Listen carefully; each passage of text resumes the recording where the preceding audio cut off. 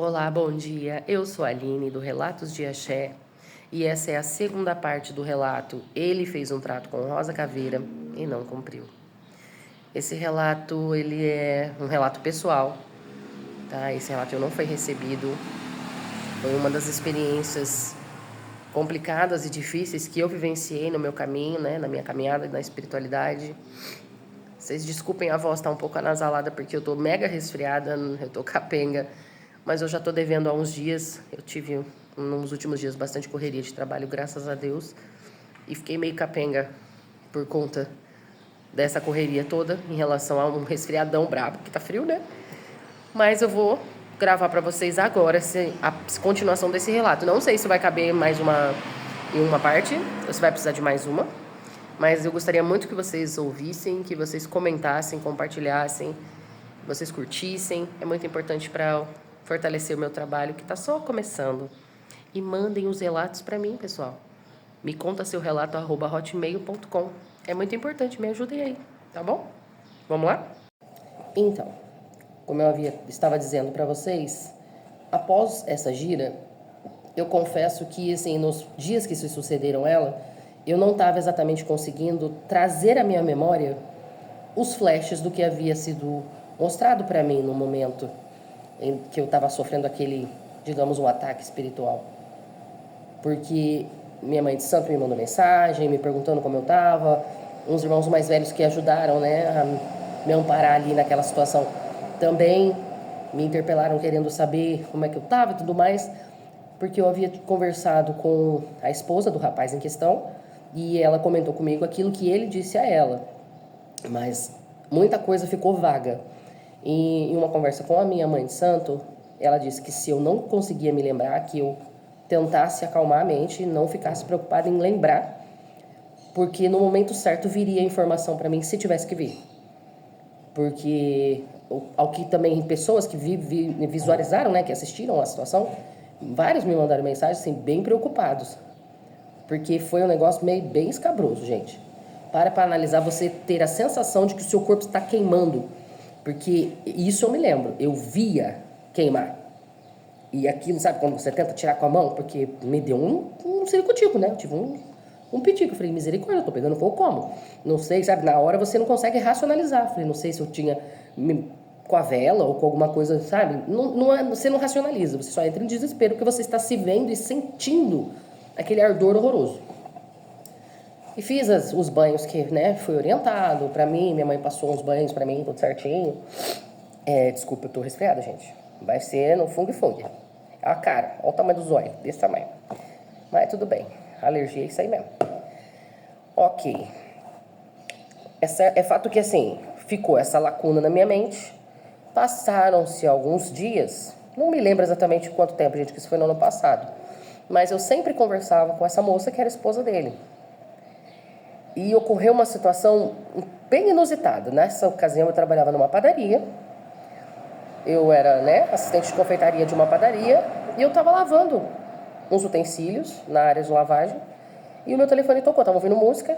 E o meu telefone tocou e era ela, a esposa desse rapaz. E eu estranhei, porque assim, a gente trocava mensagem, mas não era muito comum ela me ligar. E aí quando eu atendi, oi, tudo bem, que não sei o quê, ela falava, ela cochichava. Me ajuda, socorro, eu preciso de ajuda. Aquilo já empaçoquei ali, que eu falei, pronto, socorro Deus, o que foi? Falei, o que foi, cara, o que tá acontecendo? E ela cochichava, chama a polícia, ele vai me matar. Aí eu falei, meu Deus, e calma que já vocês vão entender, ele vai me matar aí, onde é que se encaixa com a situação toda da gira. Porque ali, naquele momento em que ela começou a pedir socorro, eu tive também isso não é muito comum, acho que eu só me lembro dessa vez ter acontecido um fenômeno desse sentido. Eu não sou uma pessoa que fica vendo coisa, não é esse meu tipo de mediunidade. E eu comecei sabe quando você parece que tem uma tonturinha, quando você tá sem comer, que você fica, nossa, dá aqueles teto preto? E eu comecei a ter uns teto preto enquanto ela me pedia ajuda e eu tentando falar com ela, mas eu não conseguia escutar direito, porque ela, sabe, cochichava, porque segundo ela, pelo que eu consegui entender, ela estava trancada no banheiro porque ele estava em surto, dizendo que ia matar. E ela estava desesperada porque, inclusive, acho que uma ou duas, que eles têm 3 filhas, uma ou duas das meninas estavam na casa com ele também. Então, você imagina o pânico da mulher, né? E ela, porque ela dizia, ele estava com uma arma branca. Eu falei, pronto, ferrou. Só que eu não sei onde ela mora, né? Na ocasião, eu não tinha o endereço. Eu preciso do endereço, me manda o endereço. Eu preciso, como que eu vou acionar uma viatura para te ajudar, para te socorrer, se eu não sei para onde enviar essa viatura? E aí começou, a ligação caiu. Eu entrei em desespero, comecei a ligar para ela. E quando eu tentava falar com ela, vinha esses flashes. E nesses flashes, um desses momentos que assim, foi extremamente angustiante, eu via ele... como que eu posso dizer isso de uma forma que esse vídeo não caia? A mais nova deles, na ocasião, acho que tinha entre 1 e 2 anos, era bem baby. Ele fazendo algo contra a baby. Isso depois que começou a ter esses flashes vinham do dia da gira. Sabe quando você começa a se ver como se você estivesse assistindo você mesmo falando com outra pessoa? É doido, mas era desse jeito que vinham os flashes. Inclusive a cena da mão que ela estendia para ele, e quando ele ia pegar, você tem certeza? Eu assistia, eu via a minha mão se estender e eu ficava vendo o rosto dele. E ao mesmo tempo eu via em volta dele as coisinhas bonitas. Falei, crendo, os pais tá amarrado. Aquelas coisas bem bonitas. E misturado, foi muito misturado. Então, assim, como eu fiquei sem a memória imediata, depois daquela gira, começou a ter flashes voltando. Tudo que eu vivenciei naquele dia, eu comecei a reviver. Começou a vir, de pouquinho. E isso tudo no meio de uma tentativa de chamar a polícia para socorrer a menina. Vai vendo o B.O. Porque aí a ligação dela caiu, eu comecei a mandar mensagem para Deus e todo mundo do terreiro pedindo socorro, por favor, que alguém soubesse o endereço dela, para eu poder pedir a viatura. Até uma irmã de santo minha, que a irmã dela morava, né, na ocasião, próximo da menina, e é uma policial militar, que tentou orientar, mas eles não sabiam o endereço exato dela. Então, assim, foi caótico. Isso é no meio do meu serviço, tá? O patrão olhava, o que está acontecendo? Calma aí que eu estou passando mal. Me tranquei no banheiro também, para tentar resolver isso, só que eu ficava vendo aqueles flashes horríveis. E uma das imagens que vinha com muita frequência era ele em relação à menor, com uma arma branca. Num ritual parecendo um sacrifício. Eu falei, meu Deus do céu.